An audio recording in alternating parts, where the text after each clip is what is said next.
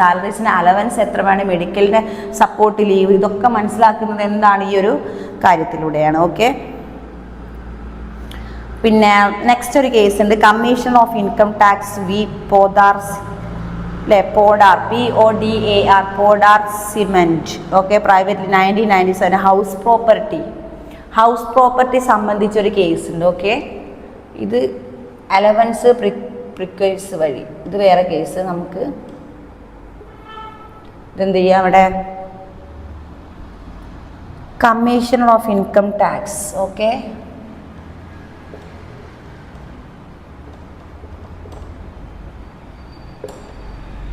Commission income tax VS PODAR, മറന്നു പോകരുത്, PODAR cement. Okay. ഇതൊരു കേസാണ്. ഇത് ഏത് കേസുമായി സംബന്ധിച്ചാണ് അത് വരുന്നത്? House property.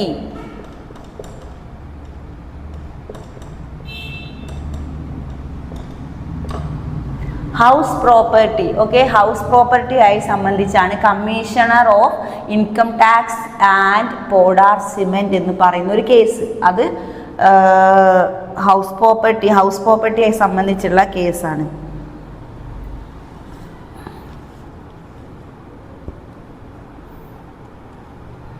Okay. The response of Podar cement is a company as an assessee under the act. ഏത് ആക്ട്? ഇൻകം ടാക്സ് ആക്ടിൻ്റെ അണ്ടറിൽ വന്നൊരു ഡിസിഷൻ എടുത്ത ഒരു കേസസ് ആണ് commissioner of income tax and Podar. Okay. പിന്നെ in this section is subsequently by assessee the possession of flats was taken after payment of consideration of full of August in 1973. ഓരോന്നിന് year നിങ്ങൾ ശ്രദ്ധിക്കണേ. 1973 ഈ case വന്നത് കേട്ടോ. Commission of income tax Poddar എന്ന് പറയുന്ന case 1973 അത് ശ്രദ്ധിക്കാം. And all these flats have been let out the various persons. The rental income of this flat was included in the return of assessment years of mainly 1975 to 76 only. It was the case of assessee that retail income from the flats was assembled income from other sources under section 56. നമ്മൾ പറഞ്ഞില്ലായിരുന്നോ 1961 ഓരോ section നമ്മൾ നേരത്തെ repeat ചെയ്താണ്. അതിൽ section 56 properties and professional income from other sources എന്ന് പറഞ്ഞൊരു ഭാഗം നമ്മൾ മിസ്സിൻ്റെ ഒരു ക്ലാസ്സിൽ മിസ്സ് കറക്റ്റായിട്ട് എന്ത് ചെയ്തിട്ടുണ്ട്, നമ്മളത് ഡിസ്കസ് ചെയ്തിട്ടുണ്ട് ഒരു ഭാഗം അല്ലേ. Property from income from other sources, ആ ഒരു സെക്ഷനിൽ 56 വേർഷൻ അല്ലെങ്കിൽ ആ ഒരു സെക്ഷനിലാണ് under the 56 of the act as the claim was put forward before the assessing officer mainly of the ground that the title of property. Okay. അപ്പോൾ ഈ ഒരു ടൈറ്റിൽ അല്ലെങ്കിൽ ഒരു ഡിസിഷൻ കൊണ്ടുവന്നത് ഒരു ഹൗസ് പ്രോപ്പർട്ടി വഴിയാണ്. നെക്സ്റ്റ് നമുക്ക് പഠിക്കാനുള്ളത് case of universal plast limited. Universal plast അത് ഓരോ കേസ് മിസ് ജസ്റ്റ് നിങ്ങൾക്ക് മറന്നു പോവാതിരിക്കാനും മിസ് ഒന്ന് എഴുതുകയാണ്. കാരണം ഈ ഒരു കുറച്ച് കാര്യങ്ങൾ, കുറച്ച് കേസുകളാണ് എന്തിൽ വരുന്നത്, leading case decided by supreme കോർട്ടാണ്. സുപ്രീം കോർട്ട് ഡിസൈഡ് ചെയ്ത കേസുകളാണ്. അപ്പോൾ ആകെ ഈ ഒരു 3-4 കേസ് നിർബന്ധമായും നിങ്ങൾ പഠിച്ചേ പറ്റൂ. Okay. Universal plast,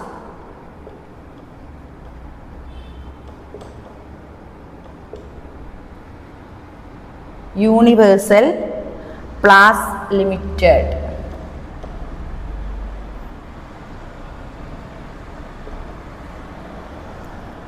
CIT 199. Income earned by assessee. Okay.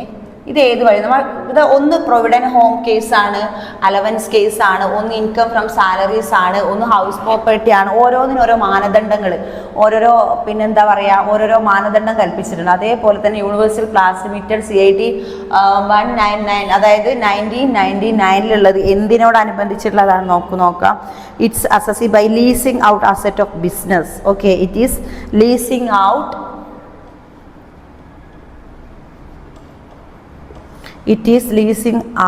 assets of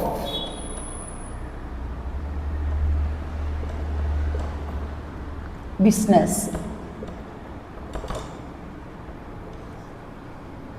leasing out assets of business എന്ന് പറയുന്ന യൂണിവേഴ്സൽ പ്ലാസ് ലിമിറ്റഡ് ഓഫ് 1999 എന്തുള്ളത് ഈ ഒരു സംഭവമാണ്. Universal plast of 1999 of commission of income tax, ഇതൊക്കെ എന്താണ് ഹൗസ് പ്രോപ്പർട്ടി ആൻഡ് പിന്നെ allowance perquisites ഇതൊക്കെ. പിന്നെ സൂര്യ റോഷ്നി മറന്നു പോകരുത്, സൂര്യ റോഷ്നി പ്രൈവറ്റ് ലിമിറ്റഡ് എന്താ പ്രൊവിഡൻറ്റ് അലവൻസ് ആണ്. ഇതിലെന്താ പറയുന്നത് നമ്മുടെ യൂണിവേഴ്സൽ പ്ലാസിൽ പറയുന്നത് the assessee set up a factory styled of UPL factory for carrying on the business of manufacturing PVC sheets and allied products. Okay, അതായത് ഒരു കമ്പനി ഇൻട്രൊഡ്യൂസ് ചെയ്തിരുന്നു ആ കാലഘട്ടത്തിൽ. അതിൻ്റെ പേരാണ് PVC, manufacturing pipe and sheets. നമുക്കറിയാം PVC പൈപ്പ് നിങ്ങൾ കേട്ടിട്ടുണ്ടാവും അല്ലേ? PVC പൈപ്പ് അധിക വീടുകളിൽ ഉപയോഗിക്കുന്ന പൈപ്പാണ് PVC പൈപ്പ്.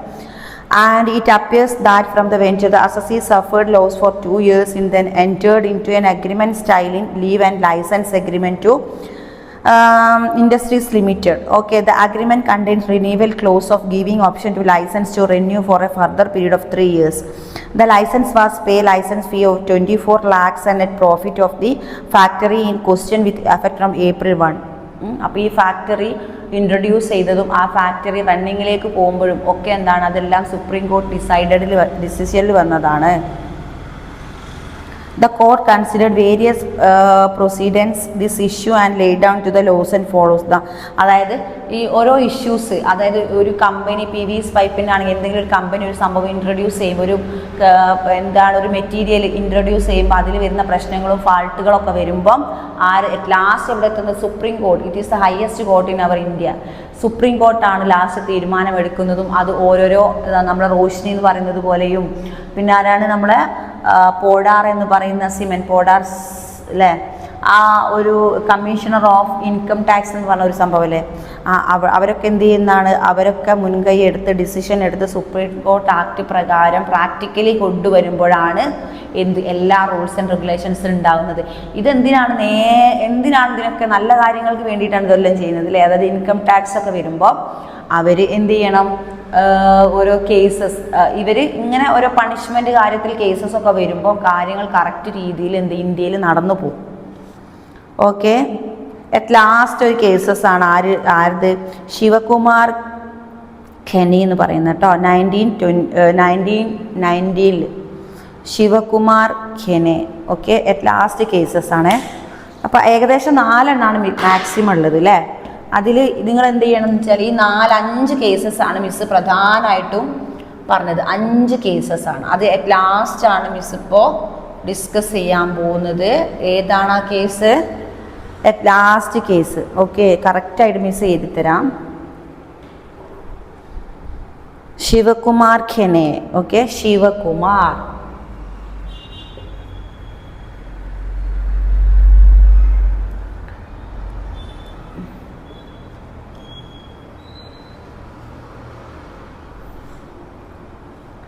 HUF.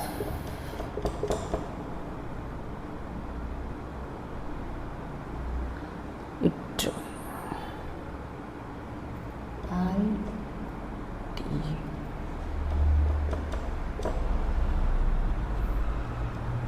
ക്യാപിറ്റൽ ഗെയിൻ്റെതാട്ടത്. ഇത് ക്യാപിറ്റൽ ഗെയിൻ സംബന്ധിച്ച് 792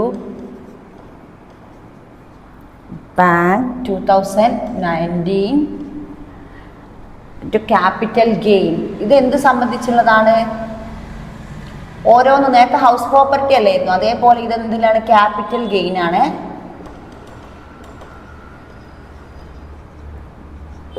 ക്യാപിറ്റൽ ഗെയിൻ സംബന്ധിച്ചാണ് എന്ത് ഈ ഒരു കേസ് കേട്ടോ. ഇത് ഏത് വർഷമാണെന്ന് മിസ് പറഞ്ഞുതരാം. 2019. ഓക്കെ, മിസ് ഇവിടെ correct date 2019. It is very VIP. ഇത് നിങ്ങൾ എന്ത് ചെയ്യുക, നന്നായിട്ട് പഠിക്കുക കേട്ടോ. ഈ ഒരു ഭാഗമാണ് ലാസ്റ്റിലേക്ക് നമുക്ക് ഇത് income tax act in 1969. Okay, quoting Aadhaar mandatory of filing income tax PAN application.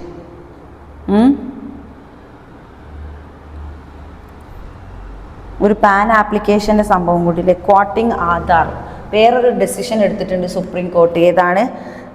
വെർഡിക്റ്റിൽ. വെർഡിക്റ്റിൽ quoting Aadhaar mandatory. Okay, quoting Aadhaar